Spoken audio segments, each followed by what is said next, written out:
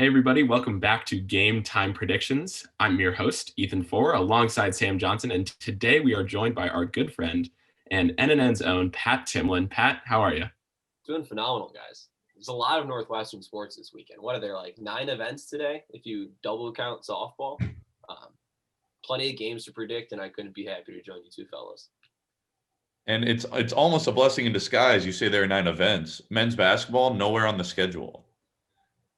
It's gonna be a nice refresher for Northwestern fans. You get to see some good teams. We'll talk about some of those teams. Starting off, we got Northwestern women's basketball. They have a huge game, ladies and gentlemen. This is a nationally televised Northwestern collegiate game, and it's not men's basketball. It's women's basketball. We're playing number 8 Maryland.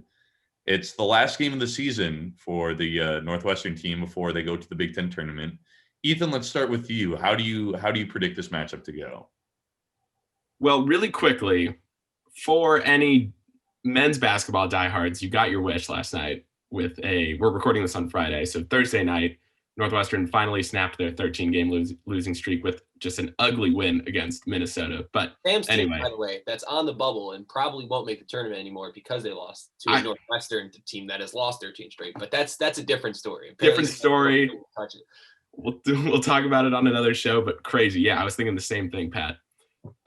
Anyway, in terms of women's basketball, a team that actually is on pace to make the tournament, they survived a scare against Illinois on Wednesday, winning 67-61, but it was dicey early. Illinois was hitting a lot of shots. Now they return to Welsh Arena. They're hosting the number 8 Maryland Terrapins.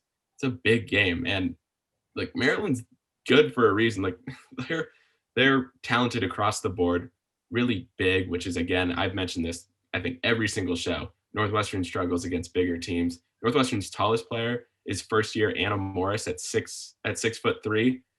Maryland has 4 players that are 6'3". So Northwestern plays great defense, but of course, Maryland's averaging over 90 points a game, which is best in the Big Ten. I mean, they're just ridiculous. Best in the country.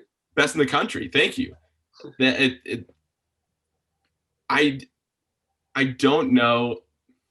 It's tough because Northwestern's a talented team. Like I don't get me wrong, but Maryland, typically in women's basketball, the best of the best, the elites of the elite, win almost every game. I mean, Maryland's 14-1 in Big Ten play. I just have to side with the Terrapins here. Like there's just, I can't see it going. Like, sure, Northwestern's capable of pulling off an upset like this, but I think this is Maryland's game. I think they win a close one, 78-74. I like They've just that. been too consistent. I like that. And this reminds me of last year around the same time, last game of the regular season on the home floor. Northwestern wins the game. I'm a part of a crowd that storms the court as we hoist the Big Ten regular season championship over our head. And that, it seems a lifetime ago. This team is definitely not giving me the same feeling as that one. That's going to be one of the greater what ifs out of Northwestern sports during my college career. What if that team had been able to showcase what they had in the NCAA tournament? As of recent, Veronica Burton had not been playing well. It was great to see her get 20 against Illinois. She had been shooting ice cold. Hopefully we can see her continue that in a game that would generate a lot of momentum for Northwestern going into March Madness. But I'm with you, Ethan. This Maryland team looks pretty indestructible right now. It's like you guys said, number 1 scoring offense in the nation. I don't think Northwestern can do much to slow them down. Northwestern right now is a 6th seed. They're looking pretty strong in the tournament. This is a game that would really propel them, but I don't see it happening. I have Maryland beating them 87-79. Yeah, you guys make a lot of good points. And the reason that Maryland offense is so good is because it's not just from their starting lineup. Northwestern's built around that 3-headed dragon of Wood, Burton, Polium. And that's what you're going to see from a lot of collegiate women's teams. Not many scoring options beyond their starting lineups. And that's, Maryland has multiple starting lineup combinations they can go with and be confident in their scoring. Angela Reese has been coming off the bench, throwing up buckets. Mimi Collins is good.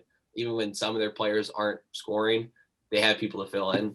And Northwestern is really tired right now. They've just been running the same lineup constantly. Pulliam and Burton, I think, are averaging over 35 minutes each per game, probably near 38 minutes per game, especially the last few times that Northwestern's been out there. So they're going to be tired, and it's going into the Big Ten tournament. They'll play Michigan actually after this game. That was a reschedule from earlier in February. But it's a lot of basketball for very few members of this Northwestern women's basketball team. And it might be catching up with them in a very tough stretch against two tough teams, not just Maryland this week, but then when they play against Michigan later on. The good thing here is that they're catching Maryland at a time where they're playing like 4 games in 7 days, I think. So that's the benefit of Northwestern.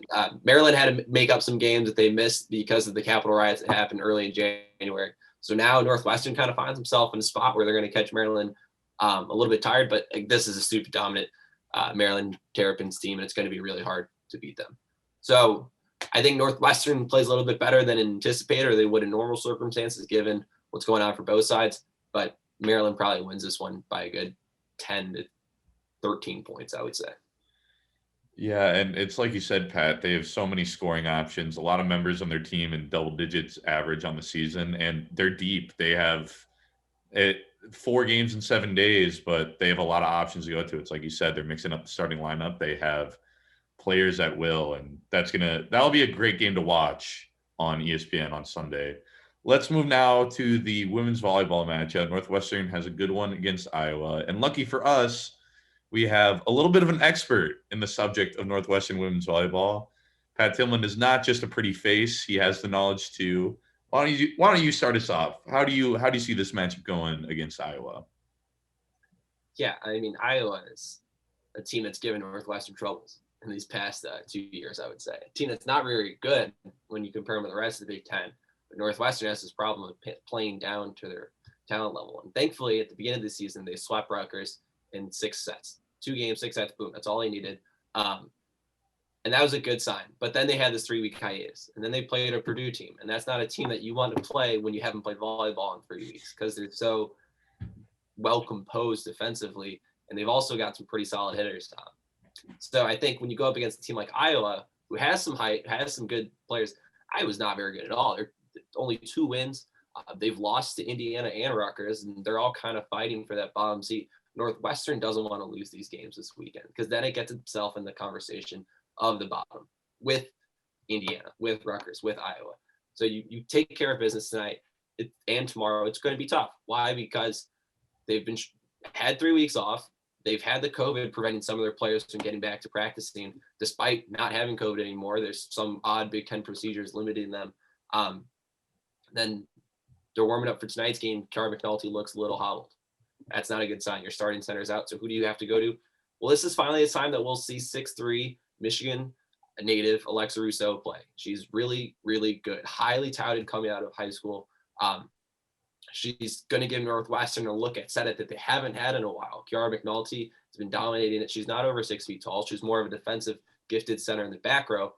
Rousseau in the front row will be interesting to see. Will she swing at a lot of balls? Will she take control of this offense?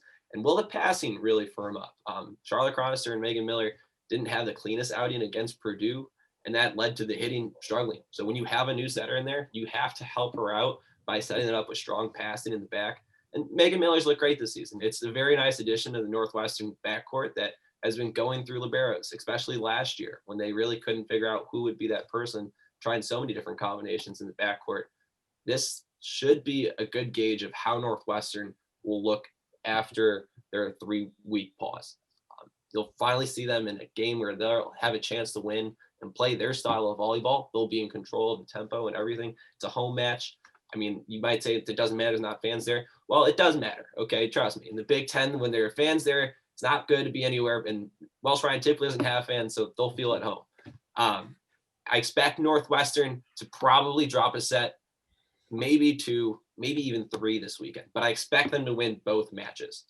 So I think tonight it's going to be a little bit closer, 3-1 Northwestern. I really want to see a sweep, though, on Saturday when they'll have, if Kiara McNulty is able to get back, Rousseau finally has some confidence in her game. Regardless, it's good to have volleyball back, and there's some interesting things to be watching for this weekend. Listen, folks, there's a reason I called him the expert. It's like those straight sweeps against Rutgers. That feels like an eternity ago. It's only a month away. It was.